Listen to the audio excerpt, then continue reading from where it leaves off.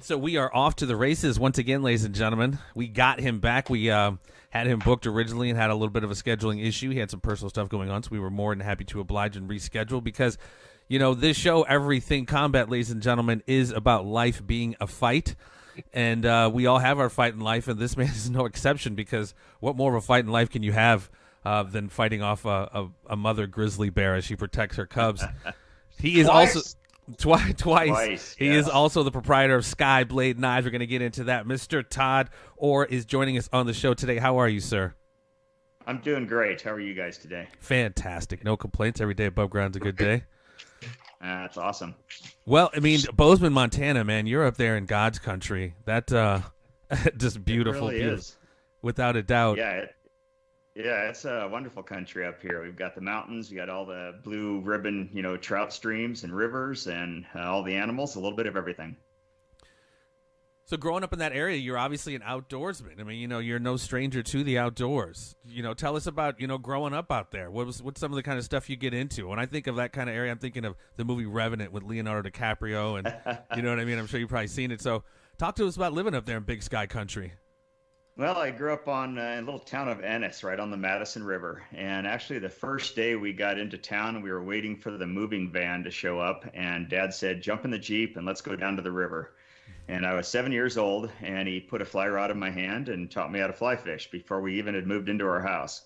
And that was kind of the start of my outdoor life of just hiking and camping and dirt biking, snowmobiling, hunting, fishing, the whole works, in the doors, outside every weekend, every evening, doing as much as we could in the woods.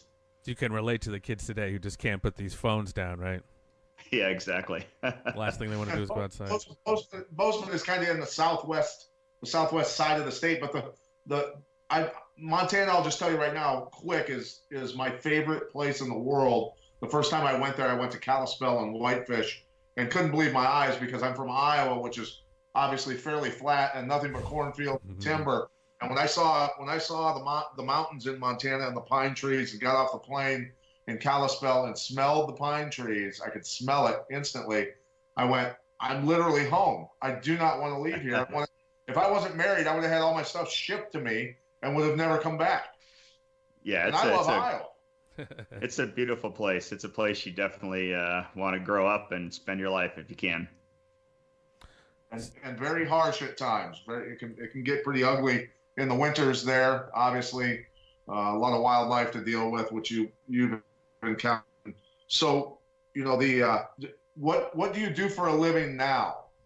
Well, I work for the Forest Service, and I do all their trails engineering. Okay. So any new trails design we're doing, any new trail reroutes, repair, I do all the design, survey, staking, flagging, GPS, the whole works, start to finish. So that's my career job. And then, of course, building custom knives is a side business, which is kind of turned into a second full-time job, actually. Now, taking care of those trails is not an easy job. I've done a little bit of trail running, something that I absolutely love. I love being in the mountains, and the work that they do. I've seen a lot of guys out there working. I mean, there's a lot of work to keep those trails open. There is, yeah. Every year you've got a lot of timber that's blowing down across them. You've got erosion every spring from the snow runoff, and we got crews that get up there and cut all that out and repair it. And I kind of work on the engineering side of it. So when we're doing a new trail or rerouting a trail around a bad area, I'm doing all of that initial survey, the design, and then like with the contractors, working with them until the trail's finished. Okay, very cool, very cool. Yeah. So were you? I'm sorry. Go ahead. Sorry, Jeff. Go ahead. No, go ahead. Go ahead, champ. I was just going to say, were you working at the time when you ran into Mama Bear? I was not. I had been working that fall just like day and night just about. I had a lot of hours we're trying to put in to get all of our trail stuff done before the snow came in. And I finally had a day off of work. And so I'm like, yes, I can go do my own thing. And of course, I'm going back to the woods, but at least it was on my own time. And it was a Saturday morning. And I just wanted to get out and scout for some elk before the main hunting season and just see what was in the area. So I just wanted to be up on top of the mountain above timberline at daylight and just get some photos and get some exercise. And this is when the bears in that area clearly are active, haven't hibernated yet, still eating away. Yeah, this is October 1st, 2 years ago. And so it's, the bears are eating as much as they can, trying to find as much food as possible before they go into hibernation. And they'll go right into December, even into a couple feet of snow, trying to eat like carcasses or anything they can find left over from a hunter and anything to get food and fat on their body before they hibernate. So this area is an area that you obviously were very familiar with. This isn't like foreign land or anything. You had been into this area probably many times before, correct? Yeah, that's correct. I've been in that area. I've hunted there.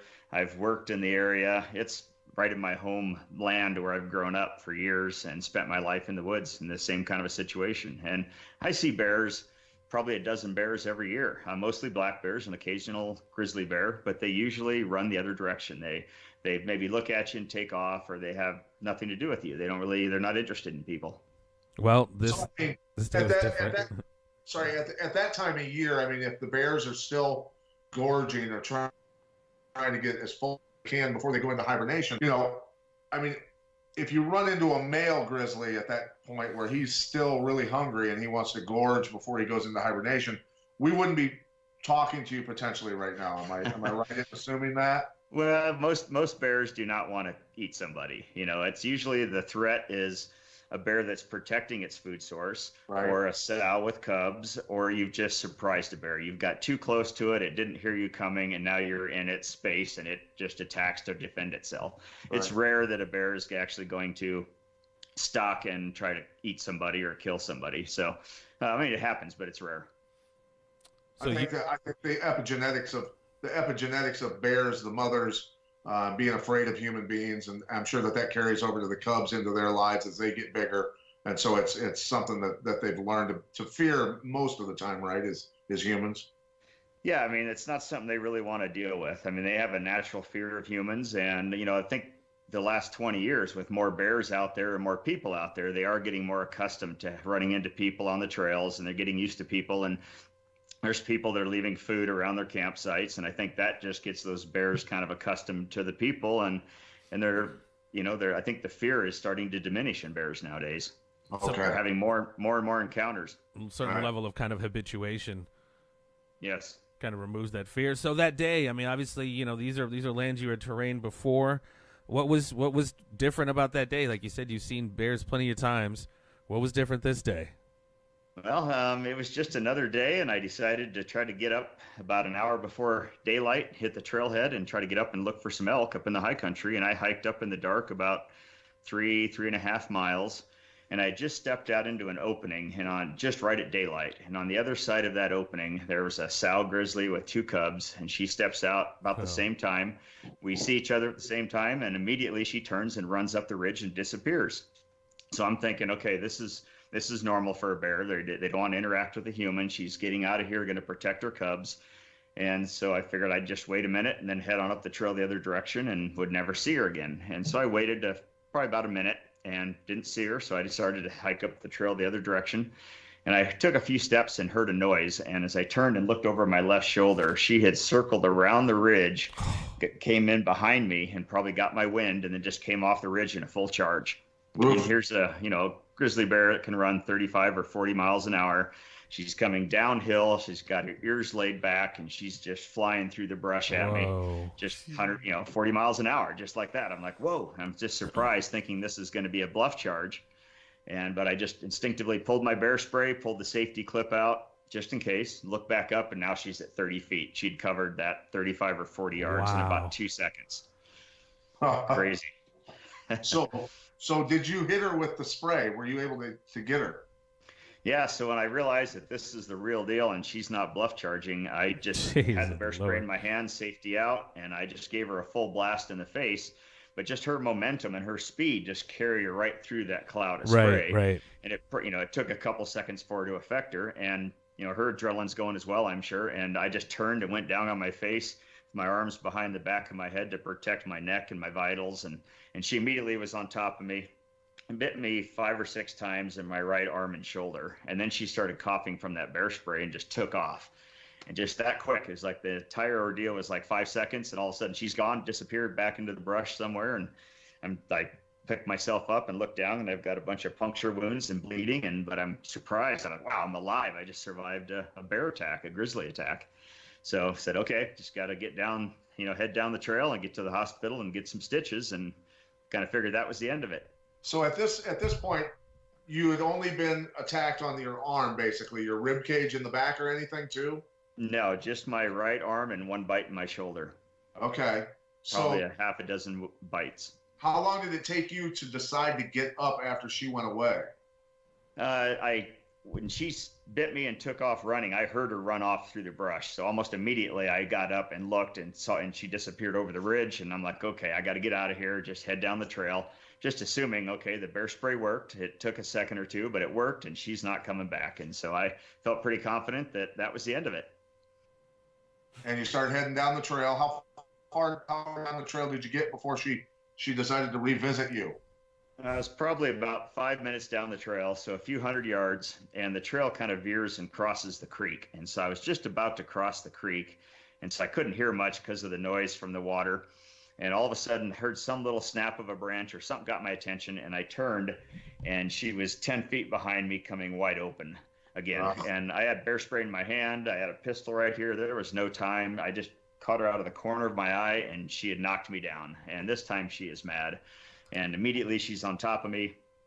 First bite was in my left forearm, and I heard the crunch of the bone. And she ripped a couple tendons and muscle and nerves out. And that pain and that initial impact of that bite just made me kind of wince. And I made this noise like, oh, and pulled my arm away. And that movement and sound just triggered like a frenzy. And she went crazy and just picked me up and started shaking me. And then she'd slam me down, face down into the dirt. And pick me back up, and then she'd bite me in the shoulder, and then she'd bite me in the arm, and then she'd like shake me and throw me, and I'd just be like roll into the dirt, and would have to like pick myself back up, try to roll back over on my face and protect my vitals and my neck as much as I could. And this just continued for it seemed like hours, but it was a couple minutes. And at one point, a claw caught the side of my head and ripped a 5-inch gash in my scalp. And so my eyes filled with blood. And so I'm just helpless there, just get like a rag doll, just getting shaked around and just stomped on and slammed into the dirt, and just a crazy situation. Well, now, I mean, when I saw the pictures of your scalp, which I remember when this happened, I saw it on the internet. It was all over the internet. Everybody saw it. Mm-hmm. It looked like she basically scalped you. I mean, it was like a giant flap of your scalp that was peeled back, right? Right. Yeah, it was a 5-inch gash right above my ear on the side of my head, and when it just ripped that open, my whole scalp just kind of flopped over my ear, and I had no idea what was going on. I just knew that I had a cut on my head, and my eyes were filled with blood. And a cut on my head. Yeah, I had no idea what level it was, but it's kind of what was the eeriest part of the whole thing is. After it, at one point she'd bit me in the side, and that kind of turned me, and my eye, I looked right out of the corner of my eye, and I saw her face just a foot away right there looking at me. And I just immediately pulled back to that position, face down, curled up in a ball, and just trying to protect my face and my vitals. And I just kept telling myself over and over, it's like, don't move. She's going to leave. She's going to go back and check on her cubs. And I just knew that if I, fought back or made any noise or tried to do anything, I would be a threat, and she would just keep chewing on me. And to survive, I had to play dead. So during the second attack, I mean, were you trying to feel for your gun or your spray to hit her again? I mean, or were you just, look, I just have to stay alive and stay on my face? Or yeah, the bear spray had been knocked out of my hand then, and I had the pistol right on a shoulder holster, so it was really easy to get to. But in that situation, I got my hands locked behind the back of my head, and my arms are kind of pulled into protecting the sides of my face. And I thought, if I lose that position right there for just a second, and she flips me over on my back and stands on me, it's done. She can just pin me to the ground, and she's just going to chew my face off or my throat or my vitals or something. Right. So I remember thinking about grabbing the pistol, but I'm like, don't lose that position you have right now. Right now, you're safe. I mean, she's chewing on your back and your shoulder and your backpack, but she's not getting to your vitals. So I just held that position, and then she just kind of stopped. And that was probably the eeriest part, was her sniffing the back of my head, and I could hear and feel her sniffing, and then she would kind of sniff and then bite. and then she'd sniff again and then bite me in the shoulder or the arm. And just like, I think just testing to see if I was incapacitated or if I was dead, if I was a threat any longer. Right. And I remember I couldn't feel any pain. After that first bite, I just blocked out all the pain because that will to survive, you just know that you can't scream or move. But like all my other senses were heightened. I can remember how much she stunk, just that smell of death, of something she'd been rolling in or eating. And then just hearing, you know, those big canine teeth are 1.5 inches long and they're going right into the muscle of your arm, burying in there. And you can hear that. It makes a sound of a tooth just crunching into muscle. So I remember all of that, but I don't remember any pain associated with it after that first bite. Jeez. Wow. So now, pretty crazy. So yeah, just a little bit. How long would you say the second attack lasted? Oh, like it probably was just like a minute or two. I mean, it seemed like forever, but just a minute or two. She bit me probably 25 times on my right arm and shoulder, bit me once in the side, you know, raked my head open, and then, you know, ripped my backpack and everything and just kind of thrashing me around. But after I just played dead and didn't move, and then she decided that was it, and she just stood on me and would kind of sniff me and bite me a little bit, and then she just stood there for like 30 seconds and it was just dead quiet, and I'm just like, what's going to happen? I'm just kind of waiting for that next bite again, and then she just stepped off and disappeared. And I wasn't sure. It's like, is she 10 feet away watching me, and if I move she's gonna, you know, attack me again time. Or yeah. How long did you wait her after that the second time, because she hit you again? Right. Yeah. So I laid there probably 30 seconds just waiting to see if I could hear if she was still there or not. And then I got to thinking, if she goes over the ridge, checks on her cubs, you know, she probably sent them up a tree or somewhere safe. If she goes and checks on her cubs, they're fine. She'll probably come back to see if I'm still there, if I'm still a threat in the area. And I thought, I got to get out of here or protect myself or something. So I really slowly reached one hand down I had them behind my head, reached my hand down and slowly reached under to reach for my pistol, and it wasn't there. It had been ripped off during the attack. So now my bear spray's gone, my pistol's gone, my arm's broke, I can't see anything, I'm completely helpless. So I reached up really slowly and kind of wiped the blood from each eye, and then I looked each direction just really slow, and she wasn't anywhere in sight. And so I'm like, okay, I got to get out of here. And I saw my pistol laying about 10 or 15 feet away. I just dove for my pistol, pulled it out of the holster, hammer back, I'm ready in case she's coming back. And she wasn't there. She was gone. So I said, okay, it's time to get out of here. I got to get some distance between her and I and head down the trail and just get away from her. So I picked up my stuff, and my left arm was just worthless with the tendon damage, and I had 2 tendons ripped off that were sticking out, a lot of muscle and nerve damage. So I couldn't really use it at all. So I just tucked my pistol under my left armpit so I could get to it really easily, had the bear spray in the other hand, and just took off down the trail, had about a 3 or 4 mile hike to get out of there. Jeez. So how far did you... blood did you lost by the time you got out, by the time you got to the hospital? Well, I had about an hour hike, and as I got down, 10 or 15 minutes down the trail, and I felt pretty safe that I wasn't going to get attacked again. It's like she's clear back up there with her cubs, and I'm safe to get out of here. So I stopped for 30 seconds and checked my wounds to see if I had any, severed arteries or something I needed to do tourniquet or bandaging, and that was just mostly puncture wounds, and it was still bleeding and soaking through my shirt, but I knew I wasn't going to bleed out. So I'm like, okay, I'm just going to continue down until I get to the truck, and then if I have to there, I can do some more first aid. And so I think I stopped twice on the way down, just checking my wounds and making sure that, I'm not going to bleed out on the way home, hiking out of there. And everything was okay. It took me about 45 minutes to get down to the truck. And by the time I got to the parking lot at the trailhead there at the vehicle, I felt completely safe at that point. It's like, okay, I made it out of the woods. The bear's not following me. I didn't run into any other bears or mountain lions. And I'm not going to bleed to death. I've just got to have some surgery on my left arm and get stitched up, but I'm going to survive this. And that's when I felt completely relieved and was like, wow. At that point, I probably could have, laughed about it at that point or joked about it because I was alive. And I knew I was you had the presence of mind to go Facebook Live. Talk about that. It wasn't actually Facebook Live. I just I just took a video. Yeah. I got back to the trailhead, and the first thing I was thinking was, if someone else shows up here on Saturday morning to go bow hunting, it was during bow season, and they run right into this same bear, she's probably going to attack them as well. So I thought I needed to write a note and put on the bulletin board. So I'm trying to get in my truck and get a little sticky note and a pen out and write something. And, my left arm's useless, and I'm dripping blood on the note with the right hand. It's like, okay, this isn't that makes it authentic. Right. Authentic note.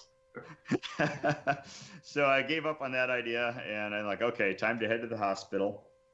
And I thought, well, there's a couple buddies, good friends of mine, that at the end of the weekends, we always kind of share our hunting stories. And yeah, what did you see? How was your day? And I thought I better do a quick video to show these guys and just to share it. I had kind of a crazy weekend. So I'm like, well, still, I got another 30 minutes to the hospital. Another 30 seconds isn't going to matter. So I took a couple photos and did a quick 30-second video and then headed on down the road to town. So by the time you got there, I mean, how long did they have to work on you to put everything back together? That was about a 30-minute drive to the hospital, and I ran into a rancher on the way there, and he was out at his mailbox, and I flagged him down and asked him if he could call the hospital and just give him a heads up that I was coming into town. And he asked if I needed a ride, and I'm like, no, I'm not going to go into shock, and I don't want to get blood all over your truck as well, so I'll drive myself on in. And so by the time I got to the hospital, there was a sheriff's officer and a doctor and a nurse waiting out at the emergency entrance for me. And so I pulled in, and I couldn't, by this time, it'd been a couple hours since the attack, and all my wounds are just, really, swollen up and sore, and I can't hardly move, and I couldn't get my truck into park. So the sheriff came over, got the truck into park for me, and I couldn't get my seatbelt off. And so he helped me get the seatbelt off, and he's like, God, I'm surprised you took the time to put a seatbelt on. I'm like, well, I just survived 2 bear attacks. I don't want to die in a car wreck on the way to the hospital. True. So, but anyway, so then I walked into the hospital, and I think everybody had heard about it in the hospital now. So everybody that worked there, and I think even some of the patients were kind of lined up along the corridor as I walked in to see what a bloody mess I was. And so they took x-rays, and then took about 7 hours of a doctor kind of on each side, putting stitches in on each wound and stitching my head up and trying to figure out what was wrong with my left arm. And took most of the afternoon to get me all stitched back up. Well, and the fact that you had, filmed yourself, taken some pictures for, the occasion, then drove yourself to the hospital, turned down a free ride because you didn't want to bleed on the person's truck, put your seatbelt on, did all this other stuff. I mean, that tells you, all our listeners, we have a pretty good crowd of listeners, the difference between a guy from Bozeman, Montana, and somebody from LA or New York. Well, Big difference between somebody from Bozeman, Montana, and a major metropolitan area, because I don't know what somebody like that would have done. They would have completely lost their mind. Well, I think most people, just being in a bear attack, all of a sudden you've had 400 pounds of fur and claws and teeth coming at you, and you're just your first instinct is to scream and run, try to get away from it, which is the wrong thing. You don't want to run from a bear. So I think that's, having grown up in Montana in bear country, I've had classes, I've read the books, I've talked to people, and I've been around bears, and it's like there's things that you do and don't do. And knowing that and having thought about it and practiced, your bear spray, pulling it out of the canister or out of the holster, those things become muscle memory. So then when you are in that attack situation or a surprise situation, you react without thinking about it. You don't have to, I didn't remember thinking, oh, pull your bear spray. I just did it automatically because that was the habit that I'd practiced and what I'd always thought. And I think that's what saved my life. And that's what I'm trying to tell people out there. It's like you can't just go to the store, buy your bear spray, go hike into Yellowstone Park and expect to, take care of a bear. It's like you have to think about the situation, the bear behavior, the bear identification, safety tips, what to do, what not to do, and practice doing it. So do you give a lot of speeches to people on bear safety now? I do quite a few. I've probably done, 40 interviews maybe in some different groups I've talked to, and written a few things for a couple different magazine articles and that sort. So not a lot, but I do quite a bit. How long did it take you to get back out, doing what you love? Well, like I said, I grew up here in Montana. My life is in the outdoors, and plus my job as well. So I knew I had to get back out as soon as possible. And after the surgery on my left arm, I had to wear a brace to keep my wrist back and tendons from tearing out. And I had to wear that brace for 6 weeks. And so I finally got the brace off, and there were still 4 days left in hunting season. So I said, okay, I got to try to give out and fill my elk tag and get some elk in the freezer still. Nice. So I actually went back to the same place where I was attacked and went back with a buddy and told him the story as we stood on the spot right there. And I hunted that area 2 days and a couple other areas and didn't see any bears. So I felt, that was good. But definitely is different, just being out there now. And I'm always prepared. I got the pistol, I got the bear spray. I'm really paying attention to hopefully avoid any situation again. But it's different. It's definitely I'm more anxious, and my head is like on a swivel looking all the time just to make sure that I don't walk in too close to something and get caught in that situation again. Yeah, I mean, after this happened, did you have any of those, as you were falling asleep, jolting visions and feelings of that happening, waking you up at night? I didn't have any bear dreams or nightmares for like a year and a half. And I've probably had 3 or 4 since then. I think the more I've gone out and talked about it with people, it just brings more back into your mind. But everybody's always asked that. Like, did you have nightmares and all this? And I would think, I never did. I was so lucky not to. And so now I occasionally have one now and then, but it's far enough away that it doesn't bother me. And every day that I go back in the woods and I don't get attacked by a bear, it's a little bit easier and a little more comfortable. A little therapy. Yeah. Well, and then obviously there's so what are the nature of the dreams? I mean, being attacked or running from one or what? Yeah, being like in a situation where you're surrounded by bears coming at you. Ooh. And usually it was sow with cubs. There was like 3 sows all with cubs one time, and I was trying to get to a building to hide or something like that. Or another time I was in a cabin, and a lot of times it's like trying to help other people. It's like, oh, I see kids outside on a swing set. I saw a bear go by the cabin, so I need to get out there and protect them. And I remember like trying to find my gun in the drawer in the closet or in a dresser drawer, and it's not there or something, those kind of things. And wow. You're almost like panicked, like I need to go help somebody. I got to take care of the situation. I know what to do, but there's always some obstacle that's keeping you from doing that. So were you a wrestler?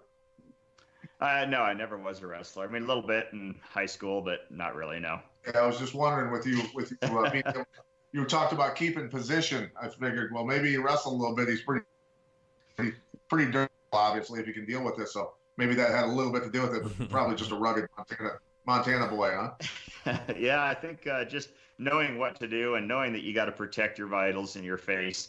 And I just knew that if that bear flipped me over, and that'd be the end of me. And so I just used every bit of strength that I had to just focus on staying face down and protecting my vitals. And every time she would throw me or roll me, I would instantly roll back to that position and just hold as tight as I could.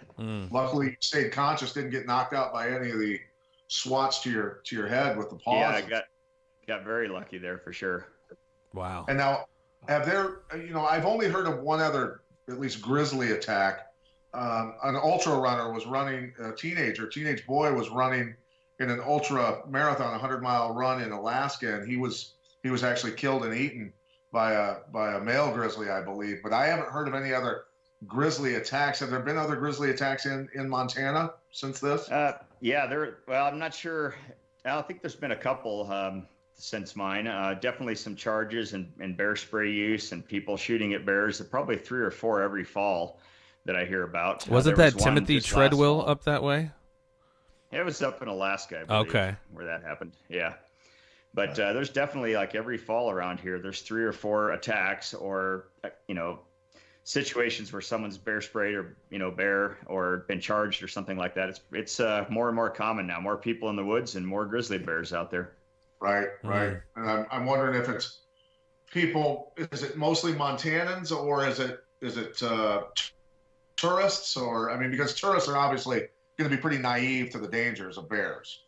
Yeah, most of the time it seems like it's hunters. It's like especially during bow season, because the guys are out there in camouflage and they're out there in camouflage. They're sneaking along and they're cow calling or trying to talk like a cow, and call a cow in or a bull in. So they're sounding like a calf or a cow, and they got a bear coming in thinking it's food.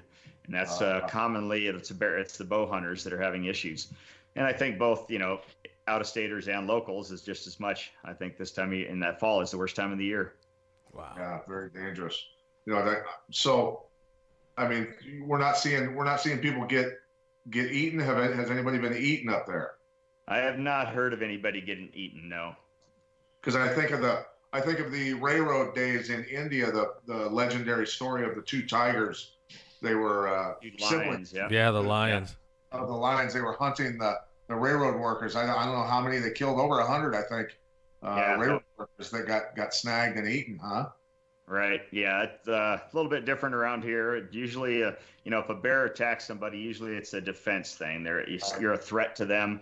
They're going to attack you. They're going to leave. And if you can play dead and hold out for a minute or two, you've got a good chance of surviving.